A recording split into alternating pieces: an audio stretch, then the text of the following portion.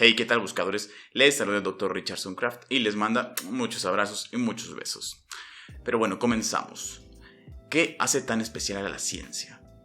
Creo que podemos comenzar a abordar esta pregunta fijándonos en el hecho de que actualmente se le da mucha confianza y relevancia a la ciencia. No necesitamos más que fijarnos en el hecho de que hay compañías que invierten millones y millones de dólares en investigación. Y no únicamente compañías, también existen organismos públicos. Hay diferentes países que invierten millones en investigación. Pero no hace falta irnos tan lejos. En el día a día podemos encontrar muchos ejemplos cotidianos que nos pueden dar idea de que al menos esta confianza ronda en el pensamiento popular. Por ejemplo, todos tenemos algún amigo que ya borracho, en la peda, entonadito, comienza a discutir de cualquier cosa y normalmente justifica sus argumentos como una carta de gane, diciendo o comentando el hecho de que su creencia está científicamente comprobada. También podemos darnos cuenta de esto haciendo una simple búsqueda en YouTube. Si ponemos científicamente comprobado, el buscador nos va a arrojar una serie de resultados de temáticas sumamente diversas, desde el mejor método para bajar grasa abdominal, científicamente comprobado. Cómo conseguir pareja en 3 pasos, científicamente comprobado. Y también tenemos el famoso meme de arenita, que ya es un clásico. No lo digo yo, lo dice la ciencia. ¿Pero por qué? ¿Por qué le damos tanta importancia y tanta relevancia y tanta confianza a la ciencia? ¿Qué hay en sus bases y en su proceso que hace que sea tan fidedigna, tan de confianza? Bueno, pues ese es precisamente el objetivo de este video. Es revivir esa parte infantil de nosotros que pregunta el porqué de todas las cosas, que no da nada por sentado. Y eso es un hábito que tenemos muy arraigado los adultos. Normalmente damos las cosas por sentado, o al menos muchas cosas sí que las damos por sentado. Una forma de abordar estas preguntas viene precisamente de la mano de la epistemología, también conocida como filosofía de la ciencia, y un poco menos quizá como ciencia de la ciencia. ¿Pero qué es esa chucha que llaman epistemología? Bueno, en breves, retomando la definición de Mario Bunge, este nos dice que la epistemología es una rama de la filosofía que toma por objeto de estudio a la ciencia y además a su resultado, o sea, el conocimiento científico. El Dr. Bunge también comenta al respecto que la ciencia es hoy día objeto de estudio de diferentes disciplinas, cuya unión constituye la ciencia de las ciencias. La epistemología de la que estamos hablando, o filosofía de la ciencia, es precisamente una de ellas.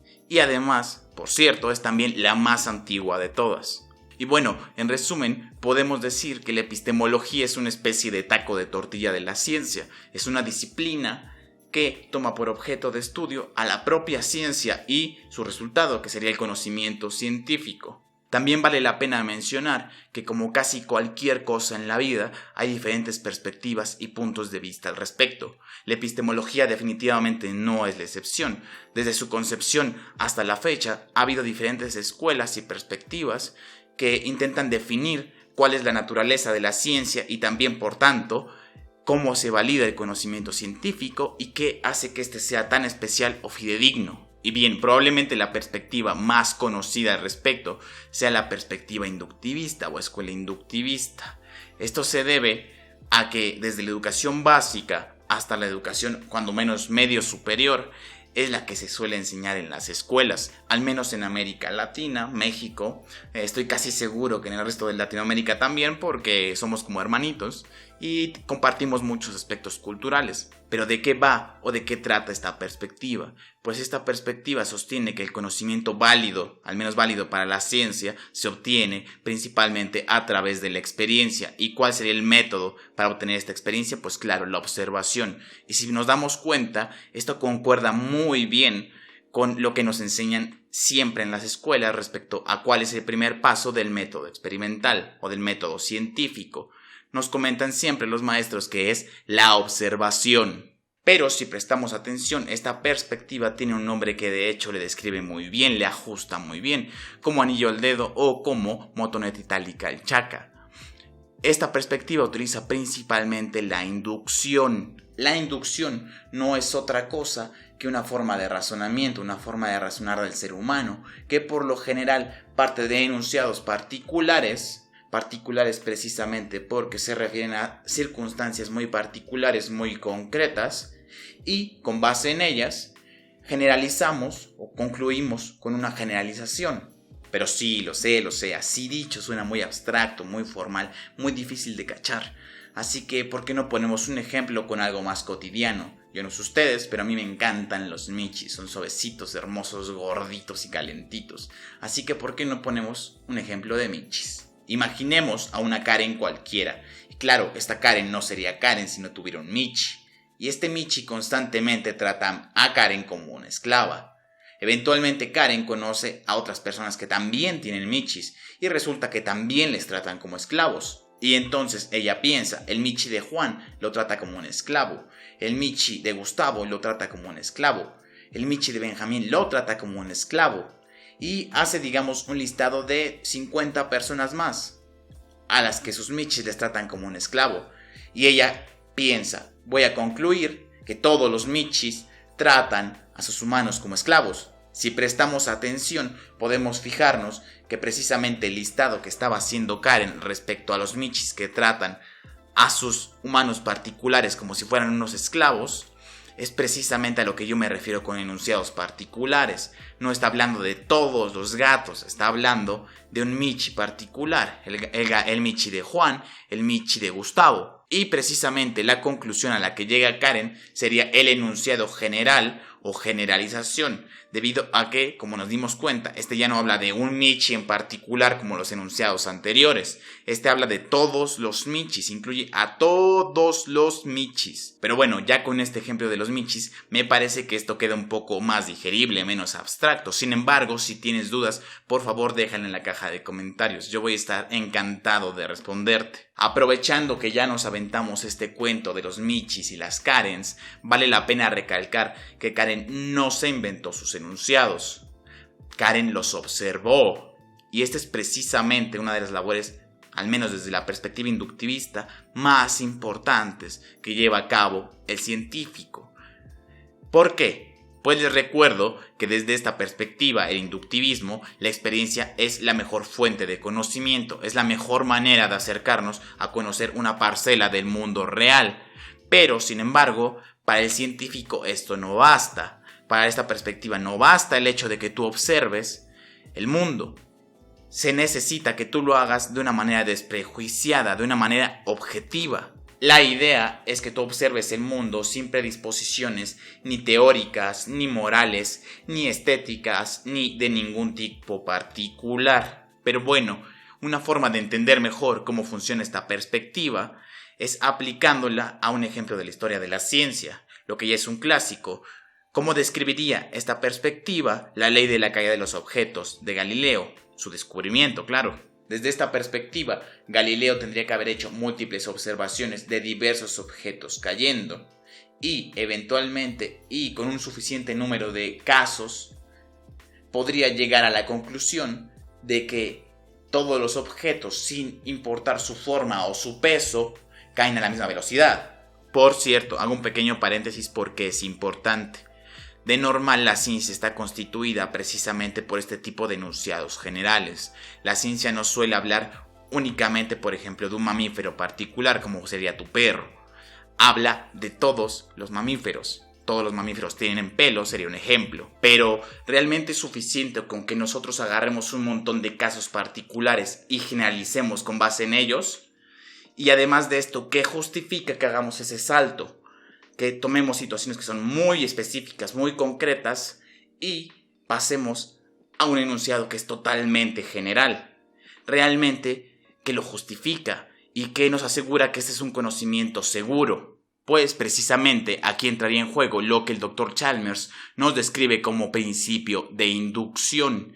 Pero, ¿de qué trata este principio? ¿Qué chucha es eso? Pues bueno, el principio de inducción cuenta principalmente con 3 criterios a cumplir.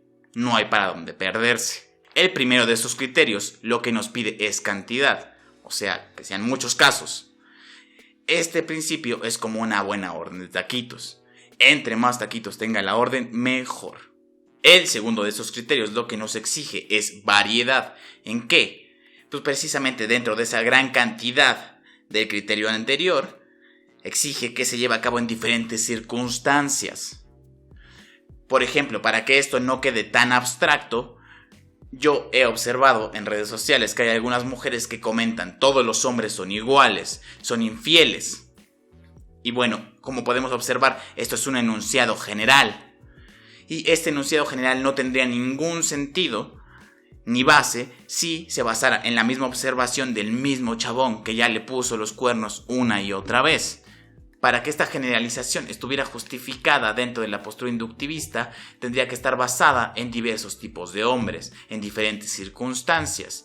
Por ejemplo, diferentes alturas, hombres de diferentes nacionalidades, hombres con diferentes tipos de gustos musicales, hombres solteros, hombres casados, hombres chaparros, hombres guapos, hombres feos, hombres horribles. El tercer y último criterio, no por ello menos importante, lo único que nos pide es eso que te falta cuando intentas explicarle a tu mamá por qué reprobaste todas las asignaturas. Coherencia, lo único que nos exige es coherencia.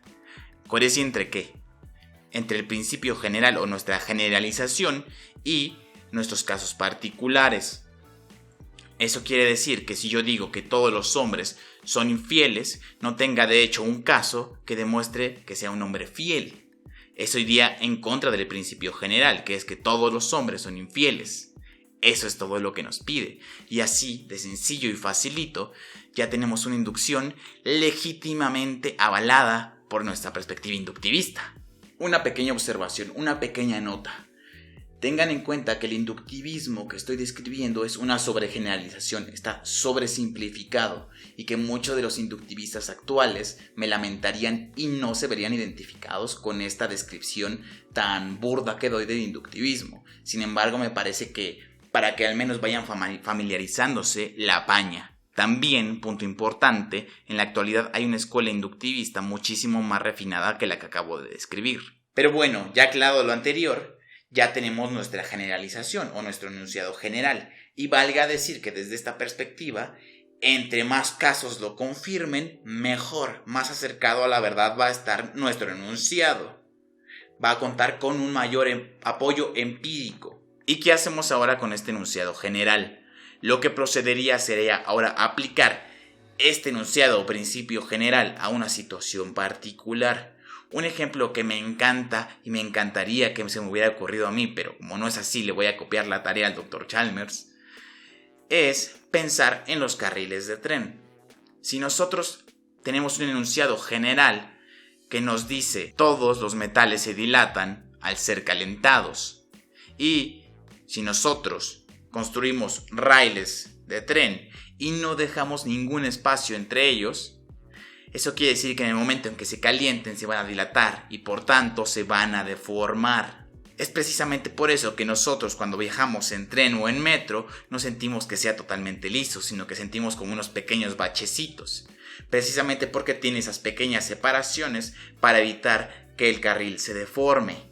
Hasta aquí me parece que sería un boceto bastante general, pero que da a entender bien cómo funciona la ciencia desde la perspectiva inductivista. Vale la pena decir que cuenta con sus pros y sus contras, y que se han hecho múltiples críticas desde diferentes perspectivas alternas. Sin embargo, me parece que por ahora es suficiente información para digerir.